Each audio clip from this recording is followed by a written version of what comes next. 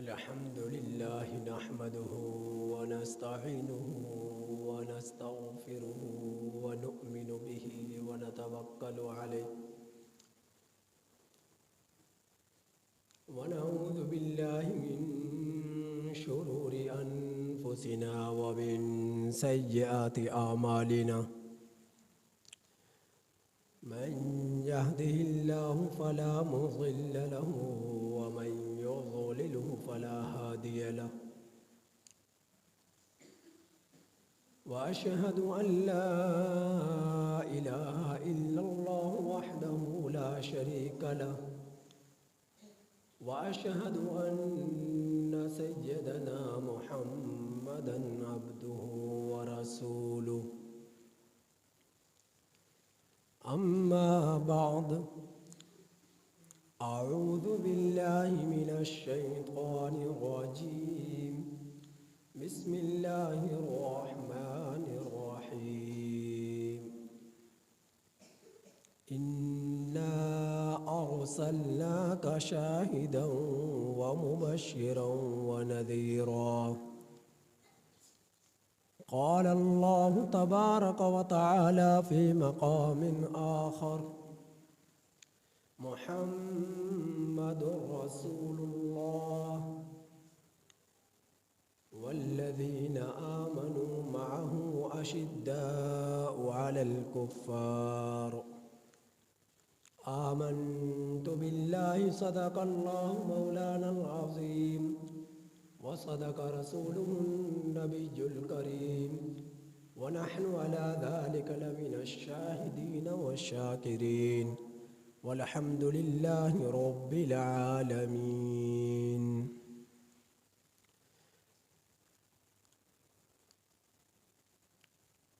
میرے واجب الاحترام عزیز ساتھیوں،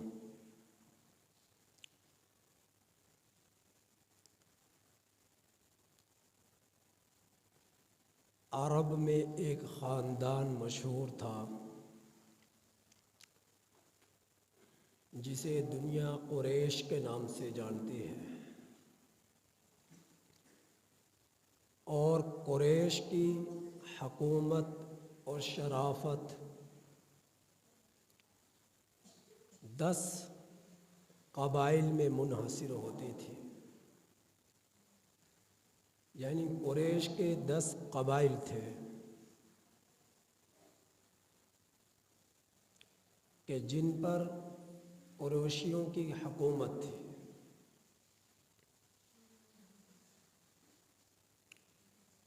اور وہ 10 قبائل ایسے تھے کہ ہر قبیلے والے کے لیے الگ سردار تھا،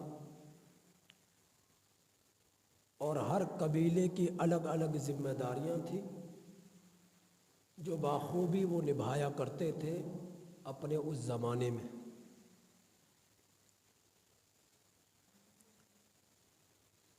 وہ قبائل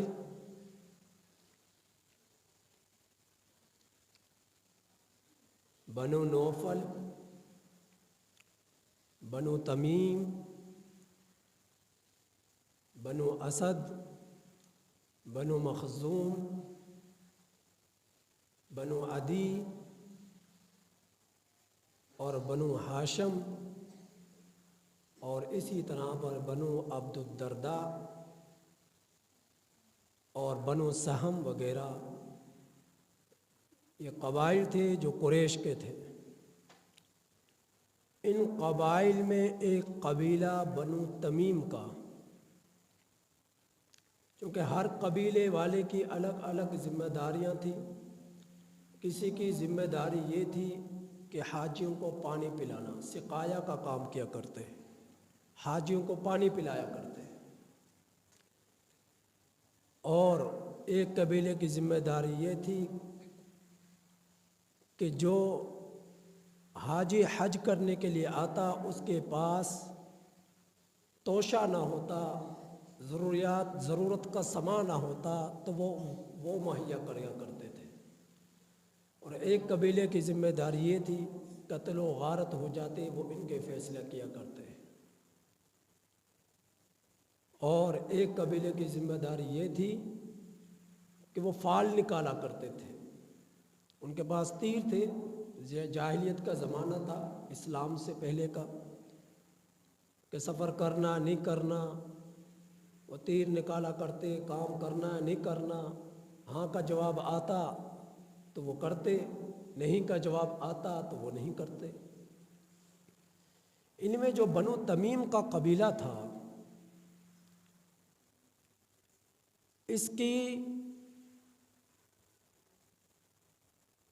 اس کے فیصلے سیدنا ابو بکر صدیق رضی اللہ تعالیٰ عنہ کیا کرتے تھے زمانہ جاہلیت میں۔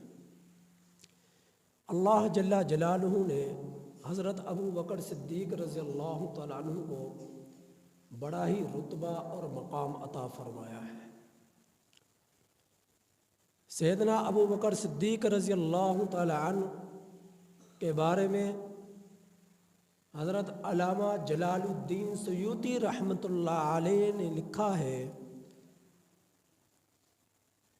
کہ زمانہ جاہلیت میں چونکہ یہ ابتدائی سے تاجر تھے، بڑے مالدار تھے،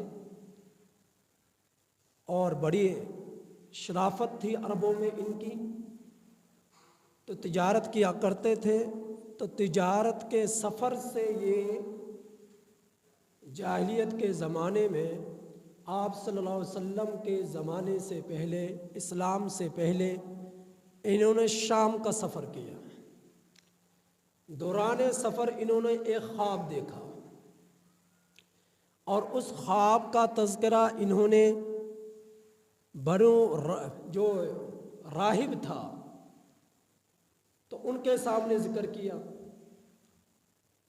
بحیرہ راہب کے سامنے۔ اب بحیرہ راہب کے سامنے جب اس کا ذکر کیا تو بحیرہ راہب نے اس خواب کی تعبیر بتلائی۔ تعبیر یہ بتلائی کہ ان قریب تمہاری قوم میں ایک پیغمبر مبعوث ہونے والا ہے، اور اس پیغمبر کے آپ تصدیق کریں گے، اور اس پیغمبر کے پر آپ ایمان لائیں گے، اور اس پیغمبر کے آپ وزیر ہوں گے، اور اس پیغمبر کے وصال کے بعد آپ پہلے خلیفہ بنیں گے۔ یہ کون پیشن گوئی دے رہا ہے؟ خواب کی تعبیر کون بتلا رہا ہے؟ بحیرہ راہب۔ اور کب کا زمانہ ہے؟ اسلام سے پہلے کا۔ تو حضرت ابو بکر صدیق رضی اللہ تعالیٰ عنہ فرماتے ہیں اس خواب اور اس سارے قصے کا تذکرہ کنہوں نے لکھا؟ علامہ جلال الدین سیوطی رحمۃ اللہ علیہ نے۔ تو حضرت ابو بکر صدیق رضی اللہ تعالیٰ عنہ فرماتے ہیں کہ میں نے جب یہ خواب کی تعبیر سنی تو اس کے بعد میں نے کسی ایک شخص کے سامنے بھی اس کا اظہار نہیں کیا، چھپائے رکھا، چھپا کر رکھا، ایک شخص کے سامنے بھی ظاہر نہیں کیا، یہاں تک کہ سرکار دو عالم محمد مصطفیٰ صلی اللہ علیہ وسلم نے نبوت کا اعلان کیا، اور جب نبوت کا اعلان کیا تو میں نے نبی کریم صلی اللہ علیہ وسلم سے پوچھا، اے اللہ کے رسول صلی اللہ علیہ وسلم، آپ جو یہ دعویٰ نبوت کر رہے ہیں اس کی آپ کے پاس دلیل کیا ہے؟ یہ کون پوچھ رہے ہیں؟ حضرت ابو بکر صدیق رضی اللہ تعالیٰ عنہ۔ تو نبی کریم صلی اللہ علیہ وسلم نے ارشاد فرمایا، صدیق ابو بکر، اس کی دلیل تیرا وہ خواب ہے جو بحیرہ راہب نے تجھے بتلایا تھا۔ اب نبی کریم صلی اللہ علیہ وسلم کو تو نہیں بتلایا ابو بکر صدیق رضی اللہ تعالیٰ عنہ نے۔ نبی کریم صلی اللہ علیہ وسلم نے ارشاد فرمایا، اے ابو بکر، تو مجھ سے دلیل مانگتا ہے تو سن،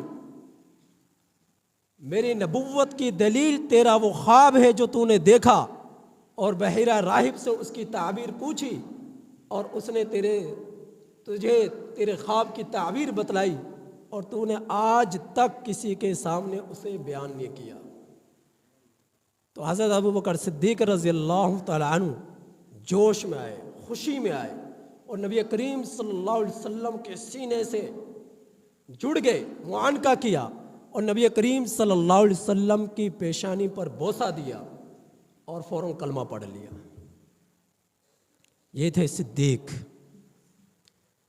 حضرت صدیق رضی اللہ تعالی عنہ وہ تھے کہ جاہلیت کے زمانے میں بھی کبھی گندی چیزوں کے، شراب ہوگی، جوا ہو گیا، غلاظت نما کام ہو گئے، یہ کبھی زمانہ جاہلیت میں بھی قریب نہیں گئے۔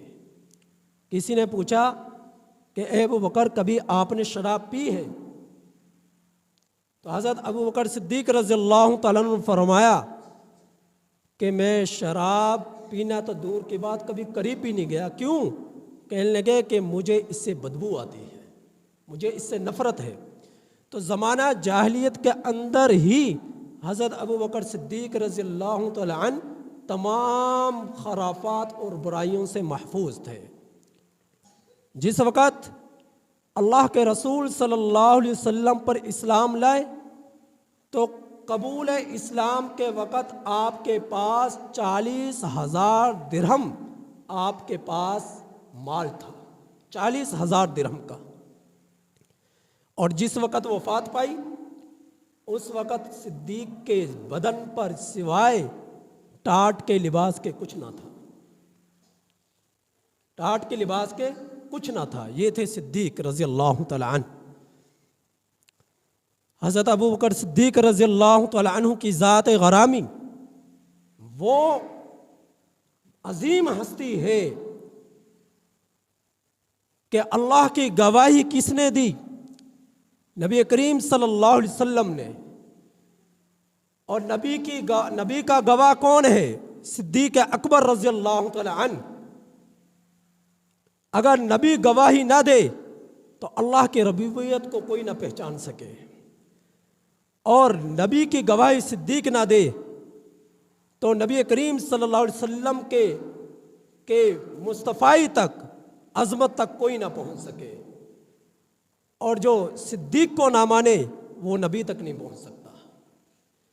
تو اگر اللہ ملتا ہے نبی کو ملنے سے، اور نبی ملتا ہے صدیق کے ملنے سے، اور اللہ نہیں ملتا نبی کے بغیر، اور نبی نہیں ملتے صدیق کے بغیر، تو اللہ رب العزت نے قرآن کریم میں ارشاد فرمایا اِنَّا أَرْسَلْنَاكَ شَاهِدًا وَمُبَشِّرًا وَنَذِيرًا۔ اللہ رب العزت نے فرمایا کہ اے پیغمبر تو گواہ ہے، تو نے گواہی دی ہے۔ اللہ کی گواہی اللہ کے رسول صلی اللہ علیہ وسلم نے دی، اور آپ صلی اللہ علیہ وسلم کی صداقت اور گواہی صدیق اکبر نے دی، اور صدیق اکبر کے بعد تمام صحابہ نے دی، اور صحابہ کے بعد تابعین تبع تابعین نے دی، اور آج تک میں اور آپ ہم میں سے ہر ایک گواہی دے رہا ہے اشہد ان لا الہ الا اللہ و اشہد ان محمدً عبدہ و رسولہ۔ لیکن جتنے بھی پیغمبر آئے انہوں نے رب کی گواہی دی نشانیوں کو دیکھ کر، نبی کریم صلی اللہ علیہ وسلم نے اللہ کی گواہی دی موقع کو دیکھ کر۔ پیغمبر کتنے تھے؟ 1,24,000 کم و بیش انبیاء اکرام تشریف لائے، سب نے اللہ رب العزت کی گواہی دی۔ کس طرح؟ شجر حجر کو دیکھ کر، شمس و قمر کو دیکھ کر، بحر و بحر کو دیکھ کر، دریا و سمندروں کو دیکھ کر، ہواؤں کو دیکھ کر، سورج کو دیکھ کر، چاند کو دیکھ کر، اس زمین کو دیکھ کر، آسمان کو دیکھ کر، درختوں کو دیکھ کر، پرندوں کو دیکھ کر، اللہ رب العزت کی ان قدرت کی نشانیوں کو دیکھ کر 1,24,000 انبیاء اکرام نے گواہیاں دی ہیں۔ لیکن قربان جاؤں محمد مصطفیٰ صلی اللہ علیہ وسلم کی ذات اقدس پر کہ نبی کریم صلی اللہ علیہ وسلم نے نشانیوں کو دیکھ کر گواہی نہیں دی، بلکہ نبی کریم صلی اللہ علیہ وسلم نے عرش معلیٰ پر پہنچ کر اللہ کے سامنے اللہ کو پا کر اللہ کے رسول صلی اللہ علیہ وسلم نے گواہی دی ہے۔ اور صدیق اکبر رضی اللہ تعالی عنہ نے نبی کریم صلی اللہ علیہ وسلم کی گواہی دینے میں سب سے پہل کی ہے مردوں میں۔ اور نبی کریم صلی اللہ علیہ وسلم کو کہاں دیکھا؟ 18 سال کی عمر تھی، نبی کریم صلی اللہ علیہ وسلم کی 20 سال عمر تھی۔ 18 سال برس سے نبی کریم صلی اللہ علیہ وسلم کو دیکھتے آ رہے ہیں، آپ صلی اللہ علیہ وسلم کے چہرہ انور کو دیکھتے آ رہا ہے۔ کون آ رہا ہے؟ صدیق اکبر رضی اللہ تعالی عنہ. اور نبی کریم صلی اللہ علیہ وسلم کا وصال کتنے عرصے میں ہوا؟ 63 سال کی عمر میں. صدیق کا وصال کتنے عرصے میں ہوا؟ 63 سال کی عمر میں. نبی کریم صلی اللہ علیہ وسلم نے عمر مبارک پائی 63 برس. صدیق اکبر رضی اللہ تعالیٰ عنہ نے عمر مبارک پائی 63 برس. حضرت فاروق اعظم رضی اللہ تعالیٰ عنہ نے عمر مبارک پائی 63 برس. اور اسی طرح پر حضرت شیر خدا حضرت علی المرتضیٰ رضی اللہ تعالیٰ عنہ عمر مبارک پائی 63 برس. تو نبی کریم صلی اللہ علیہ وسلم کا جب وصال ہوا اس وقت صدیق اکبر رضی اللہ تعالیٰ عنہ کی عمر مبارک 61 برس تھی. 61 برس تھی. تو نبی کریم صلی اللہ علیہ وسلم صدیق اکبر رضی اللہ تعالیٰ عنہ سے 2 سال بڑے تھے. اور صدیق اکبر رضی اللہ تعالیٰ عنہ نبی کریم صلی اللہ علیہ وسلم سے 2 سال چھوٹے تھے. تو نبی کریم صلی اللہ علیہ وسلم کو 18 برس کی عمر میں دوستی ہوئی. اور ایسی پھر دوستی ہوئی کہ اس کے بعد پھر کبھی جدائیگی نہ ہوئی. اور پھر نبی کریم صلی اللہ علیہ وسلم کے آخری سانس تک نبی کریم صلی اللہ علیہ وسلم کو دیکھتے رہے. مکہ المکرمہ میں دیکھا, پھر کیا کب کہاں دیکھا؟ غار ثور میں دیکھا, غار حرا میں دیکھا, ہجرت سے پہلے دیکھا, ہجرت کے بعد دیکھا, 40 سال کی عمر میں دیکھا جس وقت اللہ کے رسول صلی اللہ علیہ وسلم کا نکاح ہوا حضرت خدیجہ الکبریٰ رضی اللہ تعالی عنہا سے. اس وقت دیکھا نبی کریم صلی اللہ علیہ وسلم ہجرت فرما رہے, آپ کے ساتھ ہجرت میں پیش ہیں. مدینہ کی زندگی پائی 10 برس نبی کریم صلی اللہ علیہ وسلم کو دیکھتے ہوئے. مکہ المکرمہ کی زندگی پائی 63 برس نبی کریم صلی اللہ علیہ وسلم کو دیکھتے ہوئے. نبوت سے پہلے کی زندگی پائی نبی کریم صلی اللہ علیہ وسلم کو دیکھتے ہوئے. تو نبی کریم صلی اللہ علیہ وسلم کی دیکھتے ہوئے حضرت سیدنا ابو بکر صدیق رضی اللہ تعالیٰ عنہ کی زندگی کے 43 برس گزر گئے. اور دنیا میں ایسی آج تک کوئی آنکھ نہیں گزری, ایسی آنکھ کوئی نہ آئی جس نے اتنا زمانہ 43 برس محمد مصطفیٰ صلی اللہ علیہ وسلم کو دیکھا ہو. تو یہ تھے صدیق اکبر رضی اللہ تعالیٰ عنہ. جس وقت معراج کا وقت آیا, معراج کے موقع پر نبی کریم صلی اللہ علیہ وسلم کو اٹھانے کے لیے کون آئے؟ جبریل امین علیہ الصلوۃ والسلام.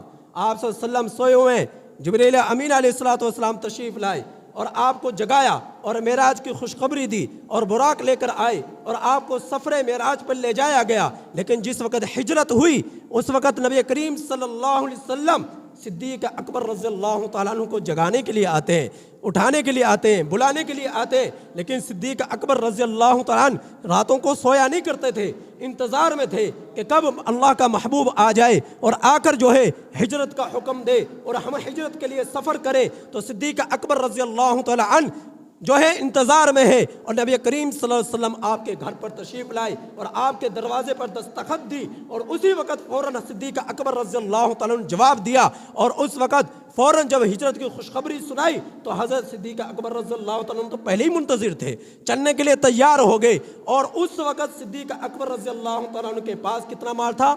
5 سے 6 ہزار درہم. اور وہ گھر کا سارا توشہ تھا. اور وہ نبی کریم صلی اللہ علیہ وسلم کی خدمت اقدس میں پیش کر دیا کہ نامعلوم سفر کے دوران کس چیز کی ضرورت پیش آ جائے. اور وہ اپنے ساتھ لے کر نکل پڑے. پیچھے بیٹی ہے حضرت اسما رضی اللہ تعالیٰ عنہ, فیملی ہے, باپ ہے ابو قحافہ رضی اللہ تعالیٰ عنہ. تو یہ سارے خاندان کے لوگ ہیں. اور صدیق اکبر رضی اللہ تعالیٰ عنہ اللہ کے لیے, رسول اکرم صلی اللہ علیہ وسلم کے لیے سارا مال لے کر نکل پڑتے ہیں.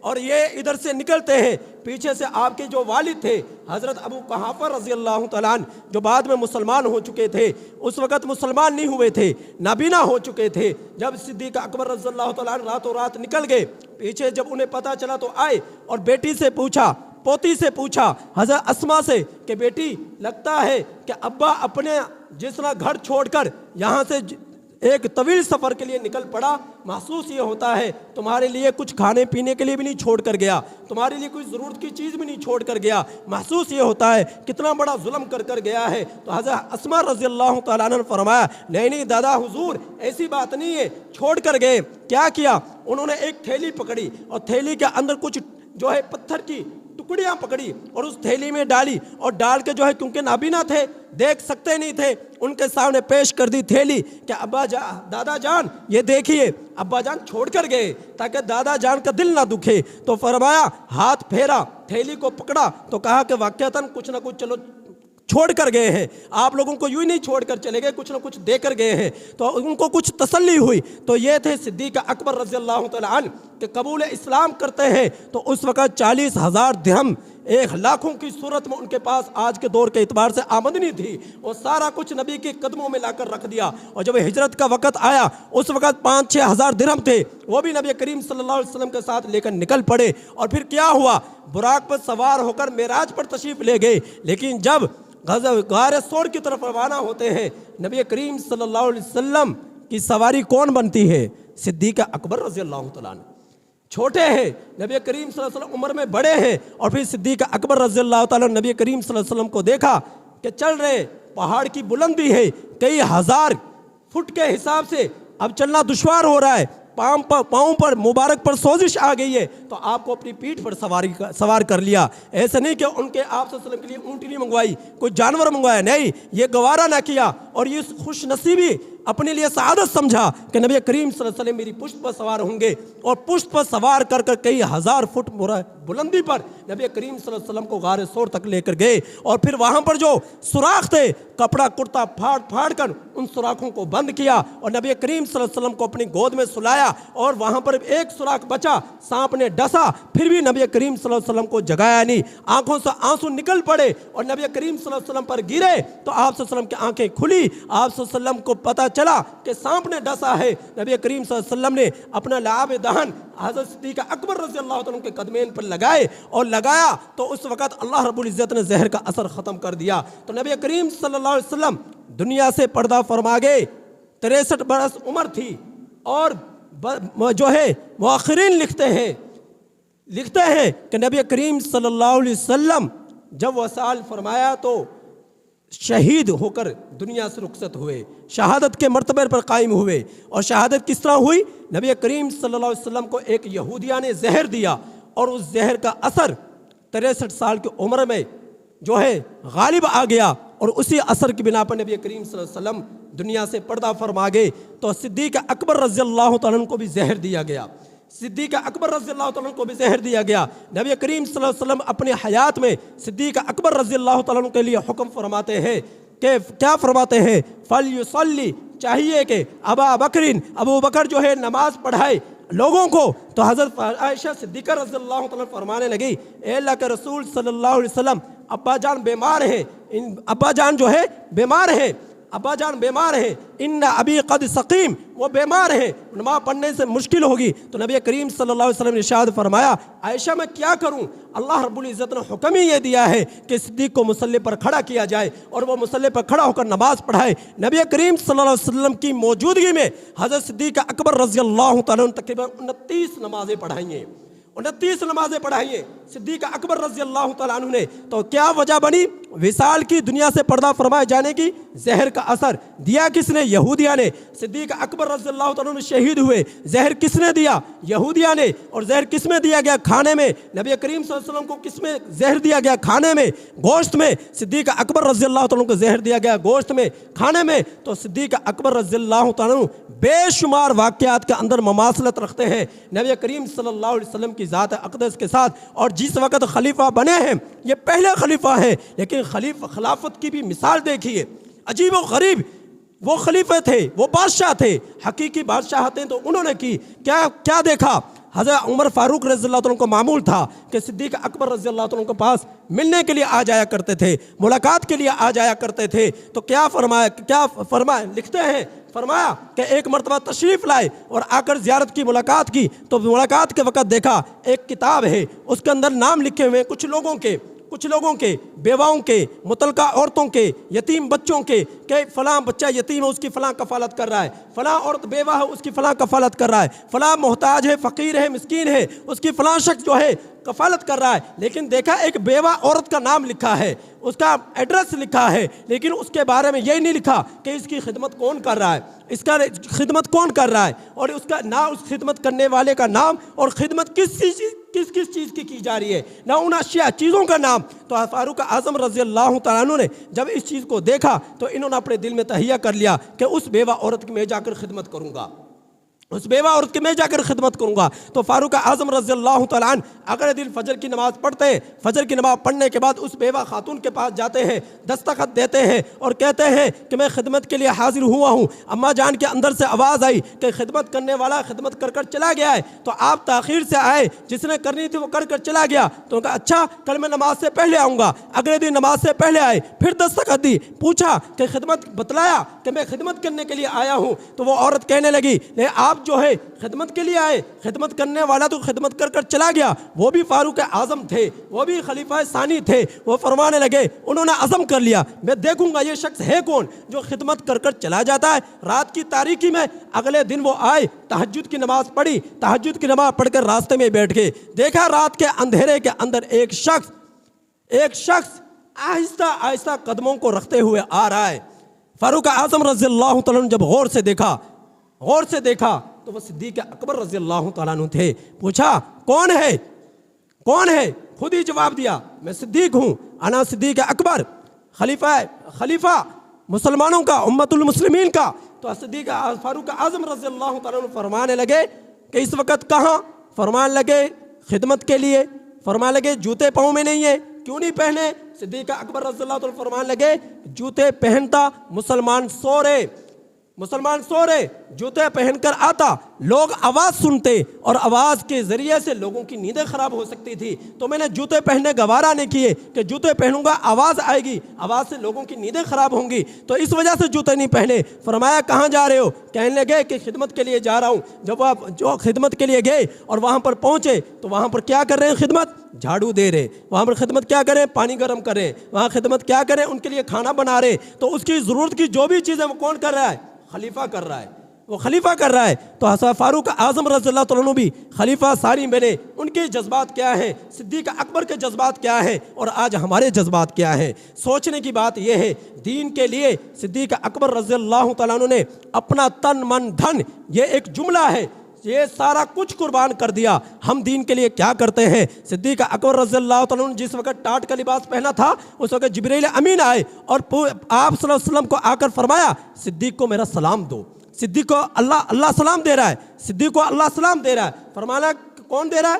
اللہ سلام دے رہا ہے۔ اور اللہ تعالیٰ فرما رہے صدیق سے پوچھو کیا اس حال میں تم اپنے رب سے راضی ہو؟